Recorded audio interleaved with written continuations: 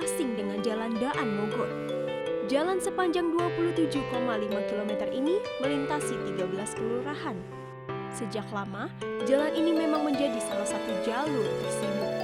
Usia jalan ini lebih panjang daripada usia pemuda yang dijadikan nama jalur ini, Elias Daniel Mogot, alias Daan Mogot. Daan Mogot dikenal sebagai sosok pemuda yang cerdas, gagah, dan rupawan.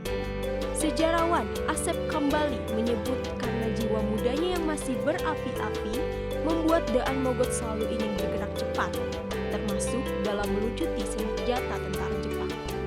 Kabar kekalahan Jepang dari sekutu membuat Daan Mogot ingin cepat-cepat melucuti senjata tentara Jepang di Indonesia. Karena kegigihannya inilah yang membuat Daan Mogot akhirnya tewas dalam peristiwa Lengkong.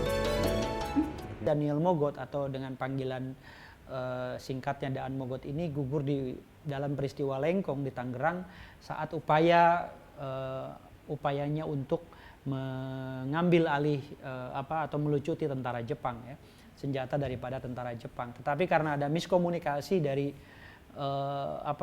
prajurit yang bertugas ya, jadi ada kesalahpahaman, ada meletusnya suara tembakan, dikira itu adalah sabotase atau seolah-olah sedang berunding. Pada 1946, Resimen Tangerang punya masalah dengan serdadu Jepang yang tak mau menyerahkan senjata. Namun, akhirnya karena pendekatan yang baik, tentara Jepang mau menyerahkan senjata. Menjelang detik-detik penyerahan, terdengar suara letusan senjata dan membuat pertempuran pecah. Daan Mogot gugur di insiden ini pada saat usianya masih 18 tahun.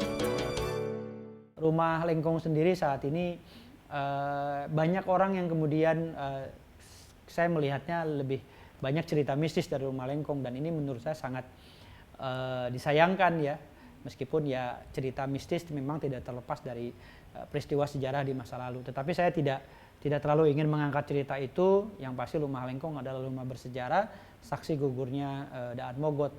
Kalau saya sih berharap rumah itu kemudian dijadikan museum kalau bisa, tidak hanya jadi rumah persinggahan atau rumah yang ya walaupun dibuka mungkin untuk publik, tetapi mungkin harus segera diambil alih oleh negara ya untuk dijadikan museum gitu. Kini di bekas lokasi pertempuran berdiri Monumen Lengkong untuk mengenang peristiwa para taruna yang gugur. Dari Jakarta, Anissa Septia, iNews melaporkan.